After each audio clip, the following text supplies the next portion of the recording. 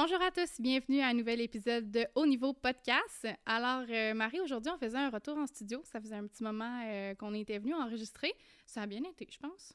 Oui, c'est un sujet qui te stressait un peu. Ouais. On a fait un tour un peu sur par où commencer quand tu as un projet, quel professionnel choisir pour vraiment bien t'en sortir dans ton projet. Fait que c'était un peu ça le but, puis un peu les étapes à suivre dans quel ordre. Effleurer les coûts aussi, Ouais. un peu par rapport aux différents professionnels. C'est ça, vous allez voir, moi, j'ai marché sur des œufs tout le long, bien entendu, mais je pense qu'on a réussi à quand même aller en profondeur, sans aller en profondeur du fait qu'il y aura des sujets, bien entendu, comme on dit dans l'épisode, qu'il va falloir prendre le temps de dédier un épisode juste à ça. Mais je pense qu'au moins, là, ça a fait un bon accompagnement aux clients, puis ça les guide un petit peu plus aux clients. Les gens qui nous écoutent, en fait, aux auditeurs, là, je les appelle clients tout le long, mais c'est ça, aux auditeurs. Fait que je pense que c'est un bel épisode important qui devait être fait. Oui, je pense que ça va répondre quand même aux questions de bien des gens. Donc là-dessus, bonne écoute. Bonne écoute.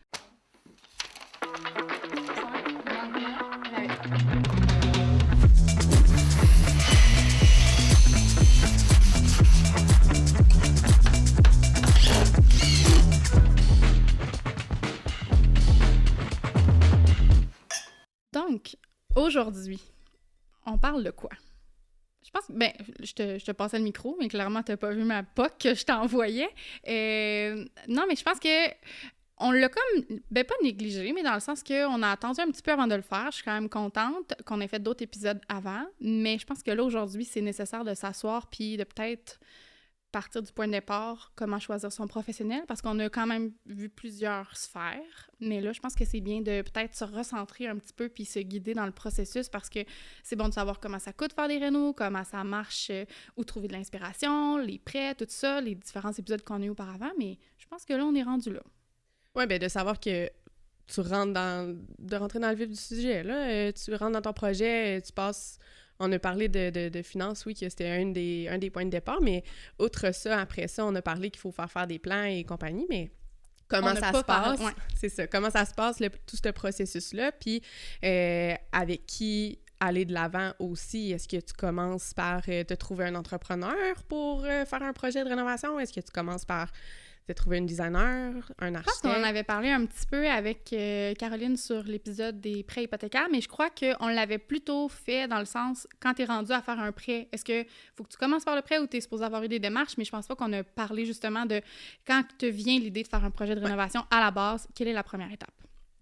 Comment bien choisir son professionnel, comment ça coûte, c'est quoi le plus-value, un technologue, un architecte, une designer, faire le tri un petit peu dans tout ça. Bien entendu, on va faire des gros disclaimers. Je sais, c'est quoi le mot en français pour ça? Je peux pas t'aider. Bon, parfait. Mais en tout cas, bref, bien entendu, c'est sûr qu'on va y aller d'ordre général. On rentrera pas en profondeur dans le métier d'un architecte, d'un technologue, d'une designer, mais ce qu'on nous apprend d'office. Oui, bien un peu plus d'une designer, étant donné que c'est ce qu'on fait, mais justement, pour parler de vraiment concrètement un architecte, on aura la chance un peu plus tard d'avoir, dans un autre épisode, d'avoir vraiment plus un architecte pour en parler en long et en large. Fait que ça va être plus un genre de résumé de qui fait quoi. C'est ça, exactement. Mais tu sais, même avant ça, c'est bien d'avoir un projet puis de dire « Ah, OK, parfait, on rénove notre cuisine, on est tanné, mettons. » Mais t'appelles une designer, elle va venir te rencontrer, tu lui dis quoi? Dans le sens, il faut quand même que tu aies un certain travail aussi qui a été fait en amont. Fait que, tu sais, oui, de qui choisir, mais de prendre le temps de t'asseoir si t'es toute seule dans ton projet, ça va bien, assieds-toi avec toi-même, fais ta liste. Mais c'est tellement important que s'il y a plus de personnes impliquées dans le processus... Tout le monde soit là, tout le temps, toutes les étapes. C'est ça, à toutes les étapes et à l'étape, justement, de préparation, de se dire, tu te fais ta liste, qui est important pour moi, dans quel style on va, puis ça, c'est un autre débat, là, quel style on va, plus difficile de t'arrêter, c'est pas tant ça le but, là, c'est pas de trouver besoin, là. Est-ce que il y en a que ça va être de prioriser le budget, il y en a que ça va être la façon esthétique, fait que tu sais, juste de s'asseoir ensemble, parce que un couple ensemble pense, puis tu sais, je veux dire, ça t'est déjà arrivé, puis même encore la semaine passée, j'ai eu un appel, puis la cliente me disait « Ah, mon chum sera pas là, je connais nos besoins », puis j'étais comme... Je comprends, je néglige pas ça, mais pour vrai, si vous êtes capable d'être là les deux, c'est vraiment préférable parce qu'après ça, quand tu présentes aux deux, puis il y en avait juste un qui était là lors de la prise des besoins, ben il y en a un qui fait comme « Hey, ben tu sais, il y a cet élément-là que moi, j'avais pas dit » ou tu sais, il manque quand même un peu d'informations, même s'ils résument du mieux qu'ils peuvent. Mais outre ça, combien de fois ça t'est arrivé? T'as les deux devant toi, puis Oui, ils sont pas la d'accord. préparation, c'est ça, la préparation peut-être moyen était faite, là, c'est comme « Ah, ben moi, j'aimerais ça une cuisine noire. » De quoi tu parles? On avait dit blanc, là. Puis tu sais, c'est vraiment à l'opposé, une cuisine super moderne. Mais non, moi, je veux des corbeaux puis de la mouloration. Tu sais, c'est comme juste de t'assurer que t'entendes parce qu'on n'est pas non plus des psychologues de couple, là, dans le sens régler un peu l'idée de base, là. Des sous alloués à ça, là, veux pas. C'est Fait que, ça. tu sais, plus nous, on travaille, plus ça coûte cher, moins c'est avantageux. Fait qu'une bonne préparation, je pense aussi, étape numéro 1, je pense, de s'assurer que les besoins sont clairs, les styles sont clairs, côté budget, on s'entend sur ce qu'on veut, puis qu'après ça, idéalement, c'est ça, d'être toujours les deux ensemble dans toutes les étapes. Puis budget aussi, là, parce que je me fais souvent dire, moi, ben budget, dans le fond, je sais pas comment ça vaut, je peux pas vous en donner, mais c'est pas tant de savoir comment ça vaut. C'est sûr que dans l'idéal, tu as fait des recherches au préalable, tu le sais que, admettons, rénover un rez-de-chaussée, le fameux exemple qu'on a discuté dans les épisodes précédents, ben ça coûtera pas 10 000, tout dépendant de l'implication puis de ce que tu veux faire, bien entendu. Fais attention aux chiffres que tu donnes maintenant. Je vais faire attention aux chiffres, mais plus que, bien entendu, c'est super intéressant d'avoir fait un peu des recherches puis de savoir, mettons, qu'un bain en date d'aujourd'hui avec tes besoins, ça vaut X montant, mais c'est super intéressant de savoir aussi ton budget à toi, là, mentalement. La première des choses, là, comment tu es prêt à mettre. Parce que même si tu es capable de mettre, admettons, 50 000, mais tu veux pas franchir 30, bien, on va travailler différemment aussi. Fait qu'il y a le budget de, oui, savoir la réalité des choses, qu'est-ce qui est faisable, mais aussi comme mentalement, c'est où vous vous situez, parce que ça, c'est 2 compartiments. C'est ça. Fait que étape 1, on a pas mal fait le tour, là, d'avoir une bonne liste de besoins, savoir on s'en va où. Ensuite de ça, je pense que ça va dépendre aussi si c'est un projet de réno ou si c'est un projet de construction neuve, parce que les chemins peuvent être un peu différents, dans le sens que construction neuve, selon où tu achètes le terrain, ça se peut que tu sois déjà accompagné par un entrepreneur qui, lui, peut-être aura aussi son équipe complète, là, ça dépend. Moi, j'ai une question. Habituellement, puis ça se peut que tu n'aies pas la réponse, mais quand tu achètes un terrain avec un entrepreneur, puis souvent, il présente là, des maisons. Il y a quand même un lot de plans qui est fait. Maisons modèles, oui. Oui, des maisons modèles. Est-ce que le montant des plans est déjà inclus dans la valeur qui va vendre le terrain ou ça va être des montants à part qu'il va vendre? Sais-tu? C'est une bonne question. Bonne question, hein? Je sais pas. Il y a ça aussi qu'il faudrait... juste à titre personnel, moi, j'aimerais ça de savoir si c'est inclus. Pour un peu aider les gens à savoir un set de plans, ça coûte combien? Parce que c'est sûr que quand ils vont sur Maison Bonneville ou tout ce qui est Maison Préfab, que le set de plans, ils vont le vendre des milliers de fois. Mais quand tu fais affaire avec un professionnel, que ce soit un architecte, un designer ou un tech, la tarification, on ne pourra jamais être compétitif à ça parce que ce set de plans-là, nous, on va le vendre une fois puis il va être adapté pour toi. Puis là, bien entendu, eux autres, je pense qu'il y a des modifications que tu peux faire par la suite. Oui, c'est ça, modification. C'est indépendant, là. Mais, tu sais, je pense que c'est du cas par cas aussi, là, parce que c'est pas parce que l'entrepreneur, le constructeur va avoir un terrain où tu vas bâtir ta maison, tu es obligé d'y aller avec son plan aussi. Il est obligé de travailler avec ses services, mais pas avec son plan nécessairement, je pense. Je pense. Puis ça dépend, là. Il y a une nuance, là. Il y en a que c'est ces plans-là, puis d'autres que non. On s'entend que pour eux, comme planification, tu construis cette même maison-là 25 fois ou tu fais celle-là une fois. Assurément, il y a des choses. Fait que j'imagine que c'est beaucoup... Est-ce qu'on se concentre pour la réno principalement aujourd'hui? Ou tu veux quand même qu'on effleure le sujet de la construction neuve? Plus dans le sens que si, tu sais, ça règle un peu par où on commence. Si tu as une construction neuve, il y a un entrepreneur déjà dans le projet, tu vas avec lui. Si tu veux aussi faire affaire avec un designer parce que tu n'as pas un plan précis, là, à ce moment-là, c'est un peu le même principe que pour de la réno. Donc, tu tournes soit vers un architecte, un designer. Fait que c'est un peu le même principe, mais je pense que j'irai pas plus loin que ça sur la construction, là, plus dire que... il va avoir son équipe qui va suivre, puis qui va... En fait, quand tu fais affaire avec un entrepreneur comme ça, c'est lui qui te guide, il te prend par la main de A à Z, de pas vraiment à réfléchir. C'est vraiment différent de si tu achètes un terrain indépendamment, toi tout seul, que là, tu as entamé ces démarches-là. Dans ce cas-ci, les gens, ils sont vraiment guidés, puis tu as moins besoin de connaître un peu le processus. Ça va t'être expliqué au fur et à mesure que tu vas avancer dans les étapes. C'est ça, souvent, il va te diriger, pour ta céramique, va dans tel magasin, les armoires à telle place. Puis, tu sais, encore une fois, c'est du cas par cas. Il y en a qui sont ouverts aussi à ce que tu aies tes fournisseurs, mais c'est que souvent, ils fonctionnent par allocation, puis les compagnies avec qui ils travaillent, ils ont les plans aussi avec... Ouais, c'est plus facile. La roue roule plus facilement. Exact. Fait que c'est comme un service à part, là, si on veut. Fait que sinon, si on n'a pas cette situation-là, tu t'achètes un terrain, tu veux te faire une construction neuve ou tu fais un projet de réno majeur, tu sais, il y a différentes possibilités. Encore une fois, est-ce que tu commences par ton entrepreneur? C'est un peu difficile de te faire évaluer un plan de maison si tu n'as pas de plan. Là. Il peut te donner des chiffres un peu, pas en l'air, mais un peu la base, la moyenne, mettons, un prix du pied carré. Fait que ça te donne une idée que si tu veux une maison 20 par 40, ça va te coûter à peu près un certain montant. Mais sinon, c'est d'aller voir, tu commences avec un designer, tu commences avec un architecte. Ouais, mais là, veux-tu qu'on définisse un peu chaque emploi, mettons, chaque corps de métier ou professionnel, un peu qu'est-ce qu'ils font? Parce que, tu sais, tant qu'à tout le temps toutes les nommer, je pense que ce serait important de définir pour que les gens puissent comprendre justement à partir de quel moment ils devraient faire affaire avec quel personnel, quel professionnel. Puis c'est sûr que, encore une fois, c'est notre opinion, puis on va y aller très en surface, mais au moins juste pour comprendre à la base la différence, parce qu'on se le fait souvent demander, là, des fois, il y a des gens qui nous appellent puis qui nous disent qu'ils veulent un architecte pour faire une cuisine. Fait que l'architecte peut faire la cuisine. Des fois, c'est juste peut-être de bien conseiller puis de comprendre la raison pour laquelle il veut ce type de professionnel-là pour X raisons. Fait que des fois, c'est une question de tarification, des fois, c'est une question de connaissance, autre. Fait que, tu qu'on commence par détailler notre métier, mettons? Ben, je pense que j'irais un peu plus pas en hiérarchie, là, mais c'est ça, de façon... En ordre. En ordre, là. Okay. Parce que, tu sais, souvent, justement, dès qu'on va parler d'un agrandissement ou d'une construction, les gens vont avoir la référence d'y aller avec un architecte, parce que... Un tech ou un architecte? Moi, je me le fais souvent demander un tech. Ben, les deux, mais quand c'est un projet un peu plus... de plus grande envergure, ou un projet où ce que tu le sais que tu veux quelque chose d'un peu plus différent, que tu veux, tu sais, on le voit aussi, je veux dire, on se promène dans la rue, tu peux les pointer du doigt un peu plus, les maisons d'architectes. Les architectes, ben premièrement, c'est pas n'importe qui peut s'appeler un architecte, là, dans le sens qu'il y a... Des études. Il y a des études, en général, c'est un bac en architecture, mais c'est qu'il y a un ordre aussi, fait que si tu fais pas partie de cet ordre-là des architectes, tu ne peux pas t'appeler un architecte. Fait que, tu sais, c'est plus...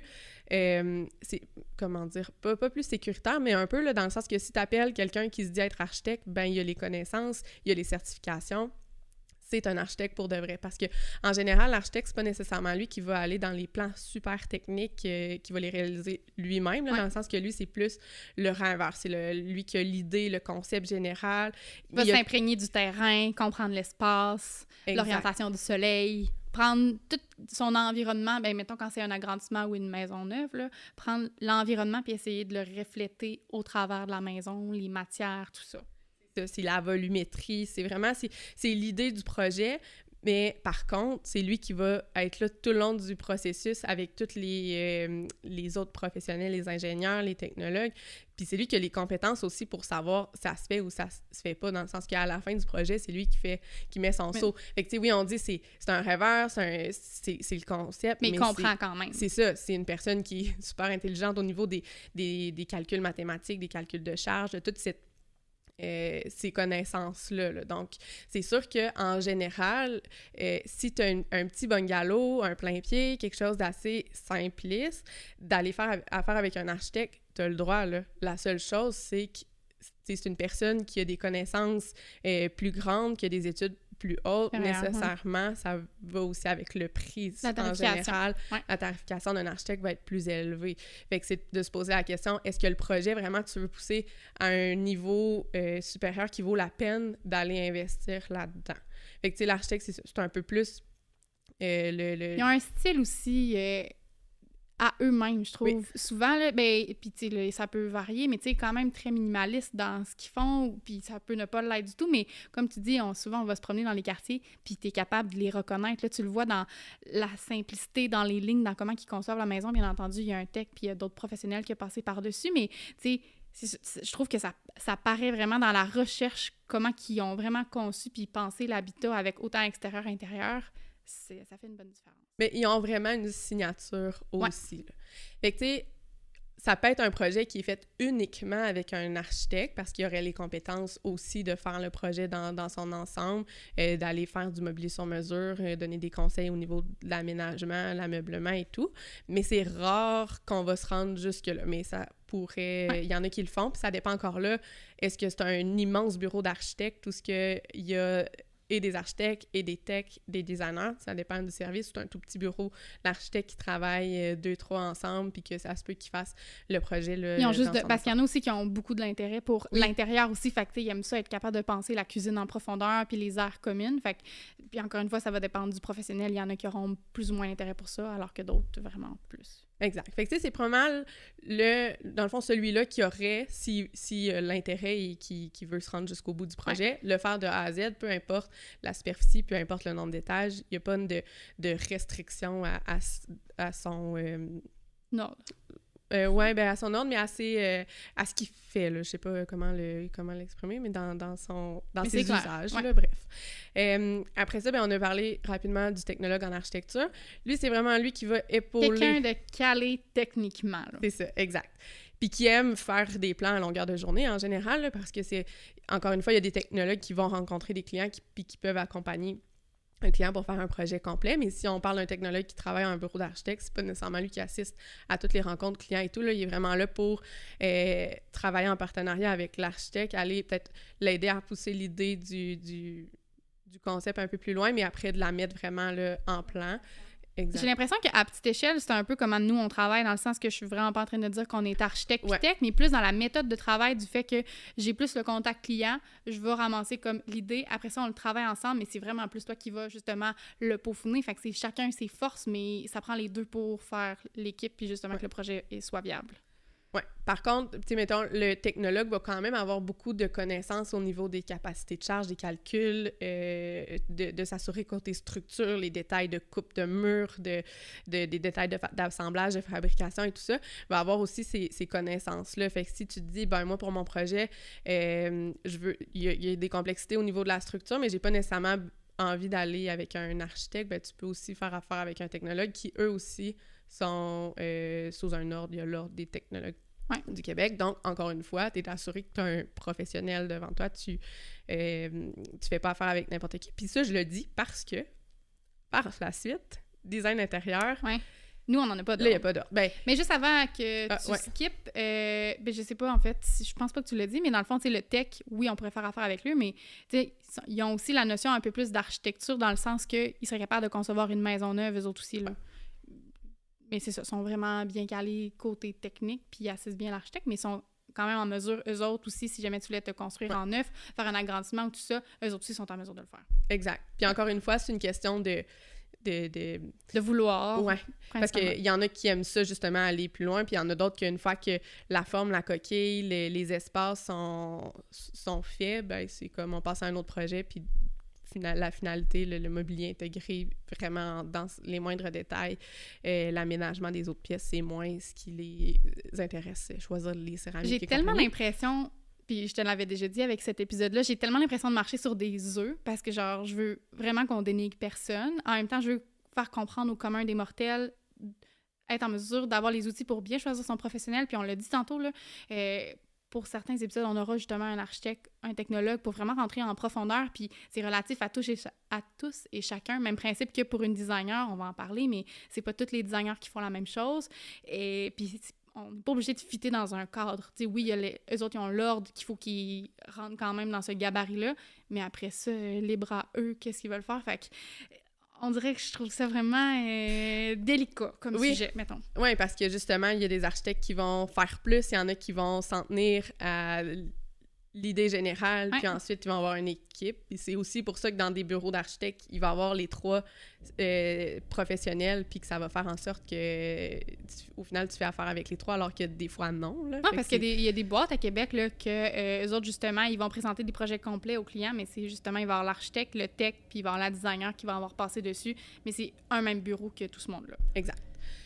Fait qu'après ça, ben justement, comme je disais tantôt, designer d'intérieur, il n'y a pas d'ordre qui fait en sorte que si tu t'appelles designer d'intérieur puis que tu n'as pas de diplôme, tu n'as pas d'études là-dedans, il n'y a personne qui va venir cogner à ta porte puis te dire « vous n'avez pas le droit de vous identifier ainsi. » Ça nuit, puis ça nuit pas. Dans le sens que je trouve que ça... Des fois, ça peut rabaisser un peu notre métier, je crois, le fait qu'il n'y ait pas d'ordre puis que, justement, n'importe qui peut faire ça. Mais en même temps, je suis quand même d'accord que... on en avait parlé un peu avec Julie quand on avait parlé du style. Encore une fois, il y a les connaissances. Mais, tu sais, point de vue esthétique, là, malheureusement, ça peut difficilement s'apprendre. Fait que c'est comme, tu l'as ou tu l'as pas, là. Mais je suis d'accord avec toi, mais là-dedans, je parlerais plus de côté décoration. Puis là, décoration, c'est un mot qui a un peu c'est une appellation, pas dénigrante, mais un peu, là, c'est un peu péjoratif, on dirait, quand on le dit dans le domaine, parce que, tu sais, au final, aller magasiner du mobilier, c'est de la décoration. Mais Julie, elle disait styliste, puis moi, j'étais comme... Pour vrai, je trouve ça vraiment un beau mot. Ouais, c'est vraiment... Puis c'est exactement la même chose, mais on dirait qu'on pourrait les appeler les stylistes aujourd'hui pour pas que ça... Parce que moi, ce mot-là, là, décoration, on dirait qu'il me pue au nez, ça me scille dans les oreilles à toutes les fois que je l'entends, puis pour vrai, c'est ça quand même. Là. Mais tu sais, en fait, je pense que la raison pourquoi qu'on l'aime tellement pas, ce mot-là, c'est plus parce que, justement, tu as fait des études en design d'intérieur, tu as des capacités, des aptitudes pour faire beaucoup plus que ça, puis souvent, c'est que les gens le savent tellement pas, puis c'est pas négatif, là, c'est eux, dans leur tête, t'es comme, tu choisis des couleurs, puis tu places des coussins, là, ça s'arrête là, ben, ça s'arrête là, c'est comme, puis le nom le dit aussi, designer d'intérieur, tu t'occupes du design de l'intérieur, alors que justement, ça va bien au-delà de ça, puis on y viendra, mais dans le sens que je pense que c'est pour ça que quand tu t'entends le mot décoratrice, c'est que toi, ça te ramène à... Ouais, moi, je suis allée me claquer 3 ans d'études, poussée, j'ai eu des cours d'architecture, d'éclairage, de structure, de plans, pour, au final, que les gens, dans leur tête, je fais juste de la décoration. Puis juste de la décoration. Ouais. On le dit aussi, moi, de la décoration puis du stylisme, pas ma force, puis j'admire les gens qui font ça, là, dans le sens que c'est pas un métier que je dénigre, au contraire. Il est nécessaire. Il est nécessaire aussi. C'est la finalité. Exactement, puis on le disait à quel point c'est important.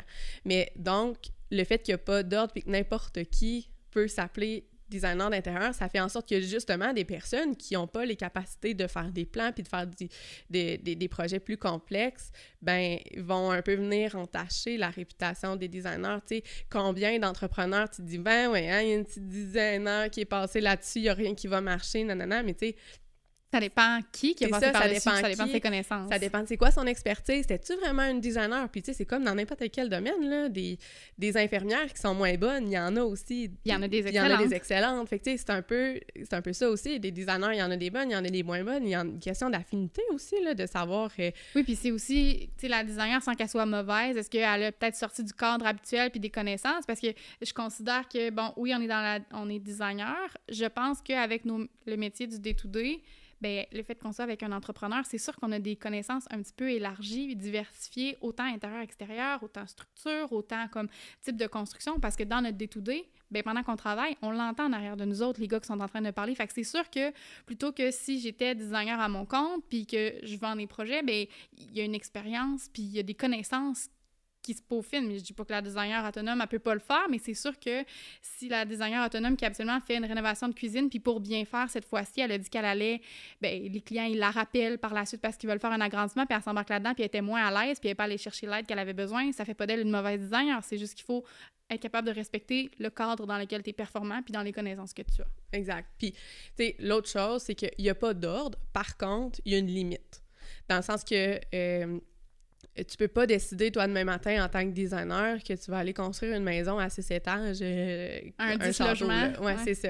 Il y a des maximums à respecter. Tu peux pas faire une maison qui a plus qu'un sous-sol, puis 2 étages au-dessus. Fait qu'il n'y a pas de 2 sous-sols, puis une maison 4 étages. Ça s'arrête à un cottage, dans le fond, cottage avec un bungalow. Exact. Puis maximum 600 mètres carrés. Fait que c'est quand même grand, mais en même temps, tu peux pas aller au-delà de ça. Ah, c'est 300 par étage, je sais que tu as dit ça en... Non, c'est 600 mètres carrés de superficie totale. Okay. Par contre, ça, c'est pour de l'unifamilial, avec une maison, justement, cottage bungalow. Après ça, si c'est un jumelé, ben là, on le divise en deux, c'est 300 mètres carrés maximum de superficie. Okay. Par unité. Ouais, exact. Fait que c'est un peu ça. Fait que ça fait en sorte que... Puis là, on parle toujours pour construire ou quand on touche à la structure. Fait que si, mettons, tu as une maison qui est plus grande que ça, qui a 4 étages, ou tu travailles dans une tour à condo qui a beaucoup plus d'étages, mais qu'on touche pas à la structure. Fait qu'on n'enlève pas un mur porteur, on change pas des portes, on n'agrandit pas des fenêtres ou des portes, on change pas l'usage des pièces à ce moment-là. On s'en tient à de l'esthétique. C'est ça. Ben, ça peut être une rénovation majeure dans le sens où on strip à la grandeur, mais on garde la coquille telle quelle, puis les portes et fenêtres, si on les remplace, mais on change pas les dimensions. Fait que on n'affaiblit pas en aucune façon la structure. Fait que, tu sais, il y a quand même des barèmes qu'on peut respecter, là. C'est pas n'importe qui peut décider, qui fait un plan puis qui fait approuver ça à la ville et tout est beau, on va de l'avant. merci. C'est ça, exact. Fait que c'est un peu ça. Puis, tu sais, designer, c'est un peu plus généraliste aussi, parce que tu dis tantôt, justement, si tu te spécialises en cuisine, ben ça veut pas dire que tu es capable de faire des agrandissements, mais tu sais, en général, ça touche un peu à tout. Mais les designers aussi, ils choisissent. Tu sais, il y en a beaucoup, admettons, là, nous, on se faisait appeler beaucoup pour tout ce qui était de l'extérieur. Tu sais, à Québec, il n'y en a pas tant que ça, là, qui en font là, des aménagements, puis sans dire que c'est un patio 8-8 comme on parlait initialement, mais tu sais, de faire un patio avec justement une petite cuisine extérieure, avec un endroit, un setup de feu, terrasse extérieure, toutes ces choses-là, il n'y en a pas tant que ça. Revêtement extérieur aussi, tu sais, ça fait mal au cœur de... Parce que, veux pas, il y a une tarification qui est sûrement différente pour designers, technologues, architectes. Fait que c'est sûr que quand ton revêtement extérieur, tu le gardes identique, puis tu veux juste le changer puis le faire approuver à la ville, bien, c'est sûr que ça fait mal au cœur de payer, admettons, un honoraire qui est très élevé alors que tu n'as pas nécessairement besoin de la conception. Tu as juste besoin du document pour pouvoir aller émettre un permis à la ville. C'est sûr que c'est pas les dossiers les plus palpitants, mais en même temps, c'est là que, justement, ça vaut la peine de choisir le bon professionnel pour sa rénovation. Et puis, tu dis changer le revêtement tel quel, mais ajouter un pignon ou ajouter une structure X là, pour un peu pimper l'extérieur tel quel. Fait que, tu sais, c'est un peu ça. Là, ça va un peu plus toucher à tout, puis tu peux en avoir qui se spécialisent en mobilier sur mesure. Tu sais, en général, le cuisiniste, c'est pas un cours qui se donne, là. C'est un designer d'intérieur en général qui... Je pense que c'est quand même bon de le dire parce que ça, moi, je me suis souvent fait demander, tu sais, depuis qu'on est sorti du monde de mobilier sur mesure, quand que les clients nous approchent une première fois, ils sont comme, tu sais, nous, on veut faire notre cuisine, mais tu sais, on veut vraiment un spécialiste du mobilier. Puis, tu sais, spécialiste, dans le fond, c'est d'avoir passé par là. Je comprends que quand tu as passé par le monde du mobilier sur mesure, clairement, tu es plus expérimenté au niveau des dégagements, des ouvertures, des ajustements fonctionnels, des équipements, tout ça, mais c'est pas un cours, là. Mais il s'en donne-tu un cours? Ben, maintenant, depuis quelques années, il y a comme une genre de mise à niveau, là. C'est pas vraiment un cours que tu t'en vas pendant 3 ans suivre un cours pour devenir cuisiniste, là, ou 1 an, là. C'est vraiment une formation plus. Mais mettons qu'une designer que j'ai jamais fait de mobilier, elle irait faire ça, ou c'est, mettons, un cuisiniste qui va se tenir... Pas un cuisiniste qui va se tenir à jour. Non, c'est vraiment plus, toi, t'es designer, tu veux avoir plus de connaissances. Puis là, je te dis ça, mais parce que moi, j'avais déjà regardé dans le temps que je faisais de la formation chez un cuisiniste pour les nouvelles personnes qui entraient pour peut-être aller leur donner formation supplémentaire. Plus, là, exact. Mais ça semblait être relativement très nouveau. Puis sinon, ben, c'est d'étudier en ébénisterie, mais on s'entend que... C'est un monde à part. C'est ça, là, c'est bien beau de savoir comment fabriquer un meuble, mais ta job, ça va pas être d'aller le faire dans le shop, ça va être quand même de le créer. Oui, je veux dire, l'ébénisterie, souvent, le cours est rattaché vraiment plus sur le bois aussi, là, l'assemblage, les types de bois, tout ça, alors que quand t'es vraiment cuisiniste, tu peux travailler avec des matériaux synthétiques, puis de savoir que ton tiroir est assemblé en queue d'arôme versus un tiroir en mélamine ou avec des coulisses Legra Box. C'est important, parce qu'il faut que tu le vendes, mais t'as pas besoin de savoir exactement. C'est ça. Autant précis. Mais bref, on s'égare un peu, mais donc... on a-tu besoin... On le sait, le cuisiniste, dans le fond, c'est ceux qui travaillent pour le mobilier sur mesure. Ce n'est pas des gens qui font des gâteaux ou de la nourriture. Parce que ça, on se l'est fait demander quelques fois. Oui, exact. Mais oui, bonne précision. Mais donc, c'est ça. Tu peux être designer puis te spécialiser dans l'aménagement de bureau, dans la cuisine et salle de bain. Il y a différentes sphères aussi. Mais fait que c'est un peu ça. Fait que choisir avec qui tu veux faire affaire selon l'ampleur de ton projet. Que tu recherches aussi comme, ben pas qualité de projet, mais justement à quel point tu veux que ça soit quelque chose qui sorte. Ben, dans tous les cas, peu importe l'ampleur de ton projet, si tu fais affaire avec un professionnel, ton projet, il va déjà sortir un petit peu du cadre conventionnel parce que justement, tu es quelqu'un qui prend la peine de travailler sur ton projet. Mais je t'ai coupé. Mais non, mais c'est un peu vers là je m'en allais, là, dans le sens de choisir la bonne personne pour faire ton projet puis de savoir un peu... Ça, c'est quelque chose qui est quand même disponible sur Internet, là. Si tu veux justement faire affaire avec une designer, ben tu le sais, juste avec la loi des architectes, jusqu'à... C'est quoi les contraintes? Exactement. Fait que ça clore un peu le sujet, justement... Des différents professionnels. Exact. On n'en a pas oublié. Dessin de bâtiment, on en a comme pas parlé. C'est ça, il y en a d'autres aussi qui vont être nécessairement impliqués dans le processus. Dessin de bâtiment, ça va être vraiment plus... C'est moins apporté à s'impliquer au niveau de l'idée, là. Ça va être vraiment plus... L'exécution. Un dessin technique, vraiment de l'exécution de dessin technique. C'est quoi la différence? Là, je pose la question pour tous les auditeurs qui... Ça leur brûle les lèvres. C'est quoi la différence entre un tech puis un dessin en bâtiment? C'est une bonne question. Formation d'emblée, là, dans le sens que dessinateur en bâtiment, c'est un DEP. Technologue en architecture, c'est un DEC. Fait que j'imagine que le contenu est un peu différent aussi, là, mais je pourrais pas vraiment m'avancer davantage là-dessus. Je suis pas capable de répondre parce que dans les bureaux d'architectes, il y en a des techniciens en bâtiment, mais tu sais, un technicien puis un technologue, qu'est-ce qui est la différence? Il faudrait s'informer. Exact, là. J'aurais dû savoir, étant donné que j'ai fait les deux formations en partie, mais bon. Je le sais pas. J'allais dire comme la lecture des plans. Non, mais... Mécanique du bâtiment aussi, un peu plus? Pas nécessairement? Je pourrais pas dire. Fait que tant qu'à dire n'importe quoi. Je vais arrêter quoi. de poser des questions. C'est ça, exact. Après ça... comment ça coûte? Parce que je pense que vu qu'on parle des professionnels, là, en ce moment, ça serait comme un beau parallèle de dire comment ça coûte un peu faire affaire avec un professionnel. C'est sûr que chacun a sa tarification, fait que c'est pas, admettons, fixe. Mettons, un architecte, ça doit coûter ça, un tech, ça doit coûter ça, un designer, ça doit coûter ça. Ça va, tu sais, puis ça aussi, admettons qu'on parle pour... Et là, que t'as l'air tellement pas sûr d'où est-ce que je m'en vais avec ça. Ben, non, mais c'est plus parce que, tu sais, tu parles de tech, tu parles d'architecte, mais tu sais, ça va être plus pertinent, je pense, avec quelqu'un qui travaille là-dedans. Oui, moi, je m'en allais dans notre domaine à nous. Là, j'avais comme fait terminer ma parenthèse avec technologue architecte. Je voulais plus dire que une designer, puis tu sais, même designer...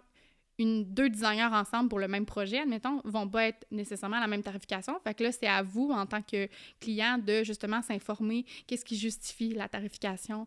Des fois, c'est des forfaits, des fois, c'est des tarifications à l'heure. Des fois, le taux horaire est pas le même. Fait que des fois, c'est une tarification va être plus élevée, mais les dessins vont être exécutés plus rapidement. Les connaissances aussi peuvent être différentes. Fait que des fois, des connaissances un petit peu plus générales versus d'autres des connaissances un petit peu plus spécifiques. Fait que, tu sais, c'est de prendre le temps d'analyser un petit peu les différents taux puis de voir un peu quelles formules les designers vont utiliser. Oui, puis c'est ça, c'est beaucoup une question en général d'expérience, là aussi, dans le sens que, puis ça veut pas, c'est pas une règle absolue, mais en général, un taux horaire plus élevé, tu t'attends à ce que... Des connaissances supérieures. C'est ça, donc moins de temps de recherche, moins de temps, tu sais, c'est comme, c'est aussi un peu plus rapide. Après ça, rapide, c'est relatif, là, dans le sens... C'est pour ça aussi que c'est important, parce que des fois, on est en compétition entre guillemets, en compétition contre d'autres designers, quand le client, il cherche à avoir un fit, tout ça, mais de pas nécessairement juste s'arrêter à la tarification horaire puis d'attendre d'avoir les deux évaluations, parce que si, admettons, il y en a une qui est 10 $ de moins, mais qui calcule, admettons, je ne ferai pas de calcul mathématique, fait que je vais pas m'avancer sur mon nombre de chiffres, mais juste de valider que, tu sais, si elle prévoit beaucoup plus de temps versus l'autre qui en avait moins, bien, même si la tarification est plus élevée, ça ne veut pas dire que le devis va sortir nécessairement plus cher. Puis, tu sais, tu soulèves quand même un point important parce que c'est pas tous les professionnels qui le font, mais en général, ce qui est vraiment le fun, c'est justement d'avoir une évaluation budgétaire puis qu'est-ce que ça comprend. Parce que c'est bien beau, justement, un taux horaire, mais ça veut dire quoi? En général, un projet, ça prend... Ou d'avoir un peu au moins une moyenne, là, dans le sens qu'en général, pour ce type de projet-là, ça prend 20 heures, ça prend 18 heures, ça prend 40 heures. Comme... Idéalement, c'est le fun d'avoir une évaluation budgétaire qui est détaillée par étapes. Là. Nous, c'est comme ça qu'on fonctionne. Il y en a aussi d'autres qui fonctionnent de cette façon-là. Puis je pense que c'est quand même bien parce que tu le sais après ça. Tu t'assures de payer le juste prix du fait que, justement, si au final, il y a beaucoup de modifications, pas parce que les demandes ont été mal comprises, plus parce que, mettons, toi, en tant que client, t'as évolué au travers du processus qui arrive très régulièrement puis qui est très normal. Parce que le but d'une designer, on s'entend, première des choses, c'est de t'apporter ailleurs, de déstabiliser un petit peu, rester quand même dans ta zone de confort puis d'écouter tes besoins, mais si tu fais affaire avec un professionnel, habituellement, c'est parce que tu veux avoir un deuxième regard aussi sur ton projet puis t'essaies de t'apporter ailleurs par quelqu'un qui a là réfléchi. Oui, puis tu sais, ça, c'est difficile aussi à mettre en dollars. En dollars, de dire ça vaut combien, ça, parce que, tu sais, même des personnes, tu sais, qu'on suit, qui ont des projets, tu sais, qui ont une certaine... qui aiment le design, qui ont du goût, qui d'emblée auraient fait probablement un projet quand même super beau, mais qui ont le discours de justement se dire « Hey, une chance que j'ai fait affaire avec une designer parce que les choix qu'elle m'a proposés, j'aurais jamais été jusque-là. Puis aujourd'hui, imaginez ma maison sans ça, ça aurait été d'une tristesse infinie, là, dans le sens de passer à côté de ça. C'est difficile de dire ce que ça vaut, mais au final, tu sais,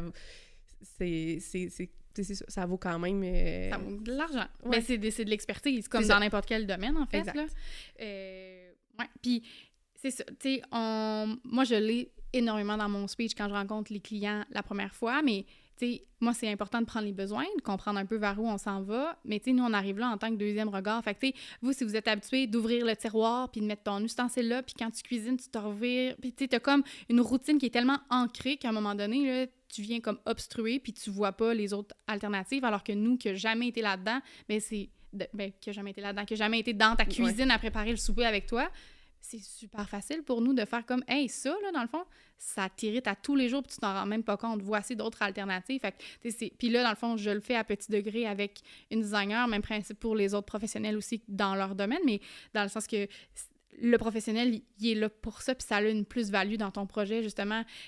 Tu sais, ça va faire un peu un parallèle avec, justement, comment ça coûte.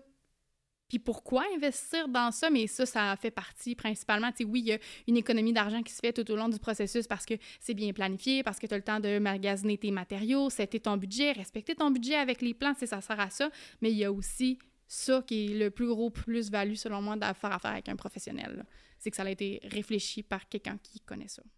C'est ça. Puis, tu sais, au final, c'est sûr que ça peut monter vite, là, quand tu regardes les évaluations d'un horaire avec les taux horaires en général, ça va être pas mal entre du 70-150 $ de l'heure, là, à peu près. Comme du simple au double, mais...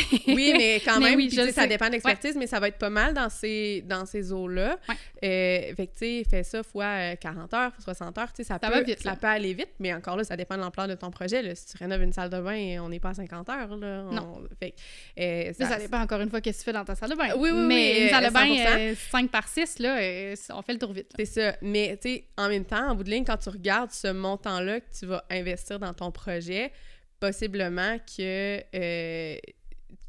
sur le final, ça va t'avoir fait au moins économiser ce montant-là, si c'est pas plus. Si c'est pas plus, c'est ça, parce que tu vas t'assurer de pas avoir d'imprévu, tu vas t'assurer que ton budget, il est clair puis que tu as pensé à tout, puis tu vas t'assurer aussi que dans 5 ans, tu vas pas faire « ça là, ça n'a pas de bon sens, on arrache puis on recommence ». Fait que tu t'assures aussi que le projet, il va perdurer plus longtemps puis va répondre vraiment à tous tes besoins puis tu vas pas prendre des décisions qui vont aller à l'encontre au final. Puis, je pense aussi que c'est important de soulever le point que, tu sais, on dirait que c'est tellement superficiel, design, mais tu sais, c'est pas juste de l'esthétique. Il y a beaucoup de fonctionnels derrière tout ça aussi. Fait que, tu sais, c'est pas de dire que, mettons, on va vous avoir bien conseillé pour qu'au final, ça look good, ça soit beau. C'est vraiment plus que ça. Tu sais, c'est de vous avoir accompagné dans votre day-to-day. C'est quoi votre façon de procéder? On va être en mesure de vous conseiller des bons matériaux. Parce que là, si vous achetez ça qui vient moins cher, mais qui dure moins longtemps à cause que, je sais pas moi, t'as une garderie au sous-sol, puis les enfants, ils abîment ton plancher plus vite parce que t'as décidé de chipper sa qualité, alors que t'aurais pu avoir un autre matériau, puis qui perdure plus longtemps, tu sais, ça aussi, c'est une économie d'argent. Fait que, tu sais, c'est design, puis c'est pour ça qu'on dirait que quand on a des projets, mettons, plus de construction, puis que c'est pas tant de l'esthétique, ça me gosse tout le temps un peu d'appeler ça un service design ou comme de l'accompagnement design, parce que le design, c'est tellement large. C'est ça, exact. Fait que, puis, tu sais, nous, si on parle pour nous, personnellement, on travaille à l'heure, fait que ça peut être juste un accompagnement au début de projet pour comme vous aider à juste comme vous guider, puis aller dans les premières étapes à avoir ou vers où aller pour aller magasiner ou des choses comme ça. Tu sais, c'est pas obligé d'être tout le temps un projet complet puis dire qu'il faut que tu aies un bundle d'heures de A à Z. Tu sais, tu peux participer, c'est un travail d'équipe aussi. C'est sûr que nous, on aime bien ça, faire les projets clés en main au complet, mais avec la participation client, c'est le fun aussi quand que le client il s'implique un petit peu puis il veut juste comme pimper un peu ses idées puis finaliser puis s'assurer qu'il y ait comme un check-up. Puis nous, on niaise puis on met notre saut là-dessus, mais c'est pas vraiment un saut officiel. C'est plus pour dire que, genre, il est design approved. Ouais, c'est ça, de A à Z. Fait que, tu sais, mettons, pour résumer, c'est ça. Fait que là, tu as choisi ton professionnel, tu vas de l'avant, tu commences, tu fais des plans, il y a des ajustements, ça va des fois back and forth, là, tu fais des changements.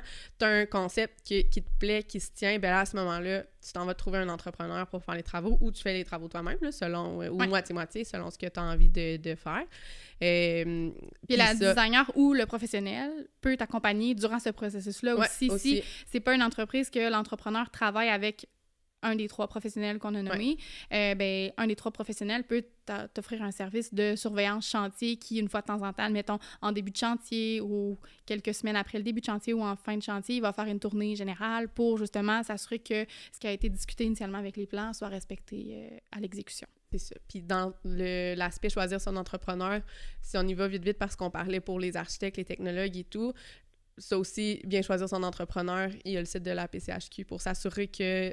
Par ses recherches. C'est ça, que s'assurer que ton entrepreneur, il a sa licence à jour, puis que, tu sais, il y a une bonne cote, puis que ça va bien se passer aussi. Puis, tu sais, dans le fond, c'est sûr que de faire affaire avec un professionnel à la base, ben ça va te guider vers les fournisseurs avec souvent, qui tu as une travaille, équipe au c'est complet. ça, exactement. Là. Fait que tu sais que c'est des gens de confiance. Fait que si tu as confiance en ton professionnel à la base, souvent, ta confiance, tu peux la transférer au prochain professionnel qui va tomber sur ton dossier.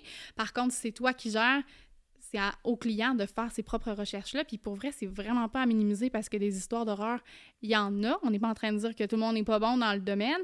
Vraiment pas. Mais c'est juste que, sans dire que les personnes sont pas bonnes, faut que tu choisisses un professionnel qui va refléter le service que tu veux. Fait que, tu sais, si tu cherches un prix avant tout, bien, c'est sûr que de trouver quelqu'un qui est une personne dans l'entreprise puis qui est capable de faire tous les corps de métier, puis... Fais attention à ce que tu t'en vas avec ça. Là. Parce que, tu sais, parce que ça se peut aussi, là. Il y en a des excellents, des entrepreneurs généraux qui vont faire le projet de A à Z, qui vont faire affaire avec un électricien plombier parce que ça mais il y a une gestion, ne veut pas qui, ça, à la base, va faire en sorte que ta tarification va sortir plus cher pour ton projet versus une personne qui s'occupe de faire tous ces corps de métier. Oui. Fait qu'il y a juste ça aussi à la base que, dépendant de ce que tu recherches comme accompagnement puis comme service, bien, si tu cherchais un projet, justement... Vas-y, je te laisse prendre le relais parce que je veux... merci, Kat, sérieux, des fuck de même, passe-moi ça n'importe quand. Mais je sais pas, on dirait que cet épisode-là, T'essayes de pas brusquer personne, mais c'est même pas ça, tu sais, c'est juste que... moi, tu sais, j'irais plus au-delà de ça, tu sais, tu t'assures...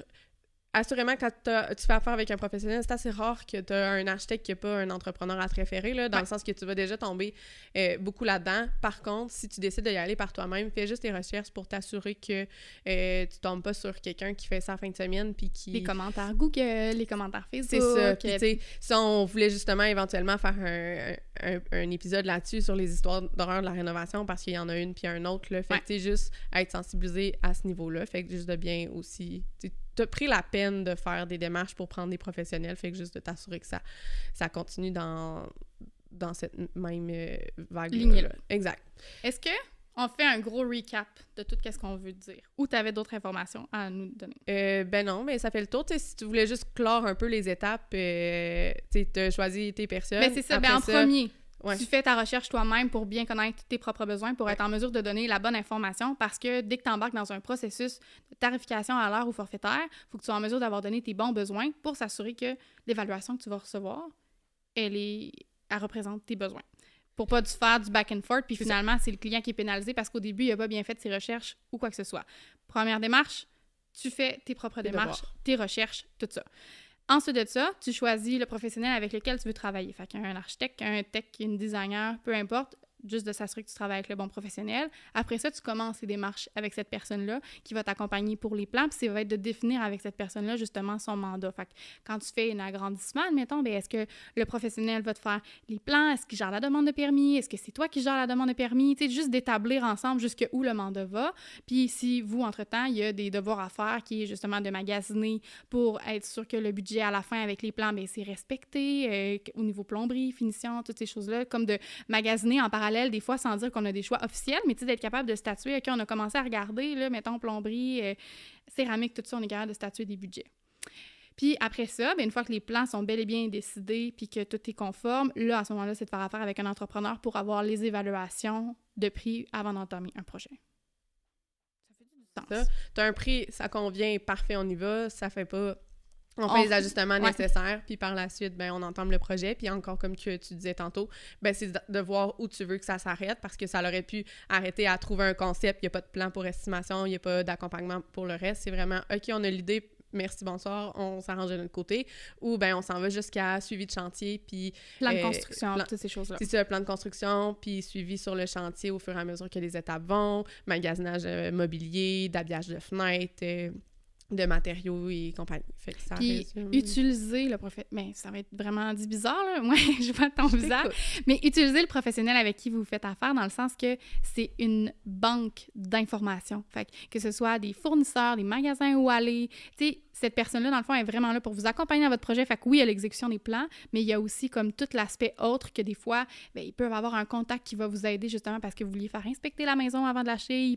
C'est vraiment de s'équiper d'une bonne équipe en partant, puis ça va faire en sorte que le projet, bien, il va aller nettement mieux et il va coûter moins cher aussi, moins d'imprévus. Fait que c'est sûr que ça est toujours plus intéressant pour son portefeuille. Bravo, j'avais peur. Ouais, hein? Oui, Je m'en suis bien sortie? Oui. Je pense que c'est pour ça. Je pense qu'à cause que, genre, je divague facilement, cet épisode-là, il me faisait peur ou il me sort de ma zone de confort un petit peu. En même temps, je veux dire, ce speech-là, pas qu'on l'explique tous les jours, mais ça fait partie de notre day-to-day. Je veux dire, c'est de l'information que je connais, mais là, on dirait que, genre, de lancer ça at large, c'est... Je veux être sûre de brusquer personne. Je pense que ça va. Ouais. OK. Je pense que c'est ce qui résumerait cette émission-là, donc de comment bien choisir son professionnel puis de comment bien commencer son projet. Si vous avez des commentaires ou d'autres questions, n'hésitez pas à nous laisser savoir dans la boîte à questions. On dit-tu ça? On dit pas la boîte à questions, Catherine, on dit dans les commentaires. Dans la boîte à questions. J'ai-tu déjà été sur Internet, je pense? Laissez-nous le savoir en commentaire, ça va nous faire plaisir de pouvoir y répondre. Puis, comme on vous disait, bien entendu, il y aura d'autres épisodes avec des professionnels pour vraiment rentrer plus en profondeur dans différents sujets. Je pense que c'est une nécessité qu'on pourra voir là, ultérieurement. Ça fait le tour? Ça fait le tour. Merci Marie d'être venue à cet épisode aujourd'hui. C'est un plaisir, Catherine. À la prochaine.